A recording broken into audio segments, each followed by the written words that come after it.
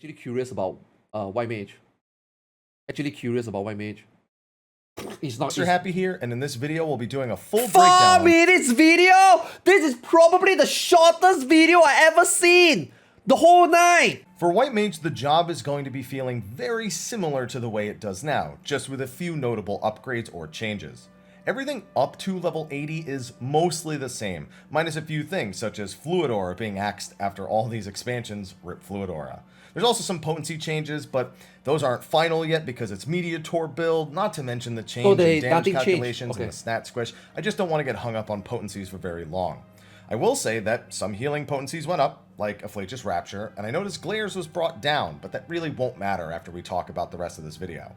There are some changes to existing skills though. Presence of Mind had its cooldown lowered to 2 minutes, thank goodness for that. Thin Air was also pretty significant. You know, Presence of Mind always felt fucking awkward for me. Its cooldown lowered to 2 minutes, thank goodness this is good. for This that. is good. Thin Air was also pretty significantly changed. Ooh. It now has 2 charges with a 60 What? Wait, what the fuck? 2 charge? second charge time as opposed to its old 2-minute recast. However, it now only lasts for a single spell use. I didn't read it, right? I just saw it. Oh my god, that's enough. That is enough. So that means you won't be Thin Air Cure 3 spamming anymore, but you can more strategically use the skill. Maybe save it for a resurrection during progression rating, or still use it on those Cure 3s. It's an interesting trade-off, and we'll see how it's used. I also want to remind you that single target DPS skills for healers did have their cast times lowered across the board, basically all matching Astro's Malefic from Shadowbringers. Them Glares will only be a... I'm so glad Scholars still keep Ruin 2, really. Obviously, now the deficit, if I cast a Ruin 2 compared to a Broy, obviously is huge, but I'm so glad. So glad Scholars still have Ruin 2.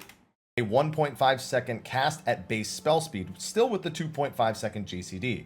That gives you a whole second to move or weave other skills more cleanly than before. Yeah, White Mage needed this. White Mage needed this the most. Presence of Mind turns you into an Scholar actually didn't need this because Scholar had Ruin 2. White Mage is the one that needed this the most. actual glare machine gun. Yeah, you don't technically get more glares out of it than you would with the previous iteration, but it's still going to look able to weave now. Holy, on the other hand, is still going to be the full castoration. Sorry. So for the new skills, they're pretty straightforward on White Mage. At level 82, Glare and Holy will upgrade to their newer forms, currently named Glare and Holy 3, not 2. Remember, nothing is final. Wait, what? So there's no Glare 2? they jump straight to Glare 3? Okay, that's a typo. That has to be a typo for sure. 3, not 2. Wait, what the hell happened to Holy 2 as well? Wait, there's no Glare 2 and there's no Holy 2? Okay, that's a typo. Remember, nothing is final. That might change by the time the full game releases. At level 86, White Mages will get Aqua Veil, which reduces the damage taken by the target of the spell Okay.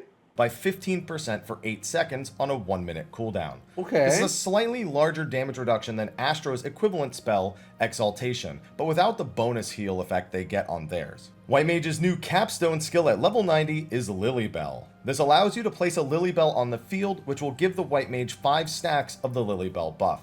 Every time the White Mage takes damage, the Lilybell will pulse a sizable AoE heal from its location to restore health to you and the party.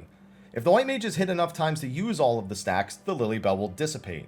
If you have any stacks left over when the Lilybell's timer finishes naturally, a weaker heal will occur relative to the number of stacks you have left. More stacks left over means a bigger final heal, but you really want to be using all the stacks.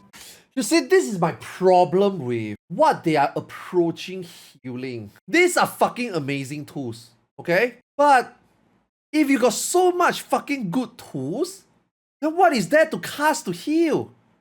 Yeah, glare, of course we're gonna glare, but Yoshi P don't want people to glare. Yoshi P don't want people to glare too much. Yoshi P thinks that the reason why they are not adding more DPS skill is because they don't want you to press too much.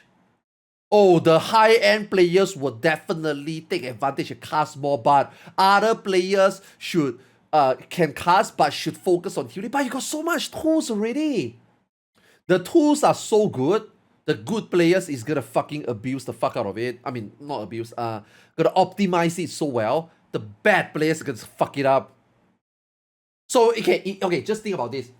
very obvious. You use this for Soft and Rage. What if somebody fucks it up? Oh god, there's an emergency. Oh, I use it accidentally, and then the guy now have to manual cast cure, and it's like the difference in efficiency is so huge now, right? These spells are broken, man. Like this one is so good that you take damage, it auto heals. The Astro one legit just benediction the whole party. Like, oh, I can guarantee you, if there's any Soft and Rage, like Terminal Relativity, the Astrologian level 90 ability is literally a party-wide benediction. As for their traits, the level 82 ones are probably obvious to most. This is so upgrade weird. Glare and Holy to those This is new so levels. weird. The level 85 one enhances the potency of a bunch of White Mage's heals. This is actually a running theme for pretty much every job in the expansion, getting potency buffs like halfway through the level 80 to 90 process. Finally is Enhanced Divine Benison, which simply raises the skill to have 2 charges instead of 1. Oh, and I guess Magic and Mend had its terminology updated to be Maim and Mend, like the DPS jobs, but that's not that significant. All in all, White Mage is very samey to Shadowbringers. No surprise given their statement of building upon what they did to the jobs in said expansion. Just Based on that, skill, it right? will One more still main very skill. likely remain a Glare Mage, just with another Benison charge and those Lily Bells stacked on top. I'm curious to see how this works out when stacked against the other healers, especially Astrologian.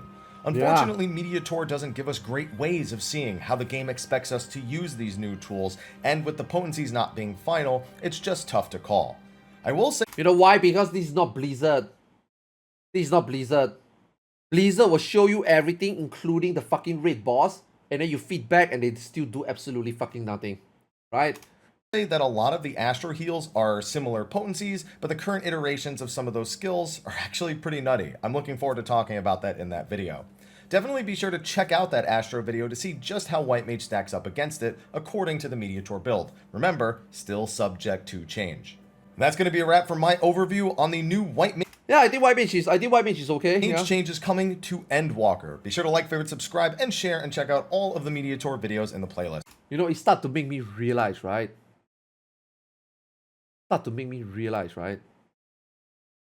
Why do we have Sage and Scholar again? Like, why don't you just bring a White Mage and an Astro? Barrier, there is barrier. Neutral sec still gives barrier. For fun? Oh my god. At least for this current build, I can totally see Astro and White Mage together. 100%. It's too convenient already. Right? With that though, move on to the next one. What are you waiting for? I'll see you in that one. And until then, take care.